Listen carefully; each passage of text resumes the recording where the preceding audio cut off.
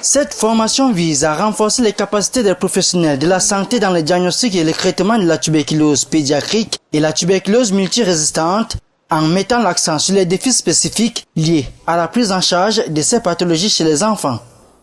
Nous avons constaté au cours des 3 dernières années que nous mettons en œuvre ce programme que les enfants étaient sous-diagnostiqués parce que la tuberculose n'était pas recherchée avec de nouvelles méthodes telles que le diagnostic par les selles. Au cours des 6 derniers mois, on a vu dans les centres de Yaoundé le taux qui a été amélioré de près de 50% à cause de la première masterclass. Donc cette deuxième édition vise à atteindre 90% des enfants diagnostiqués dans la ville de Yaoundé par le sel, mais aussi se rapprocher des résultats nationaux en ce qui concerne le gap de la notification de la tuberculose multirésistante.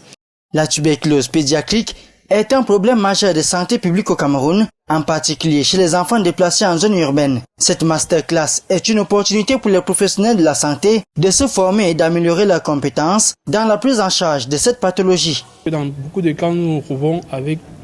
un diagnostic tardif où le patient présente déjà des complications par rapport à la tuberculose qui a été posée a posteriori très tardivement et qui va nous permettre de pouvoir en fait traiter et sauver les vies pour avoir un meilleur diagnostic, pour avoir un meilleur traitement, une meilleure prise en charge de ces patients-là tuberculeux. Sachant qu'elle est sous-notifiée, nous allons multiplier les causeries éducatives et faire des communications par rapport à cette tuberculose, afin de recenser ceux qui sont éligibles et les mettre sur traitement.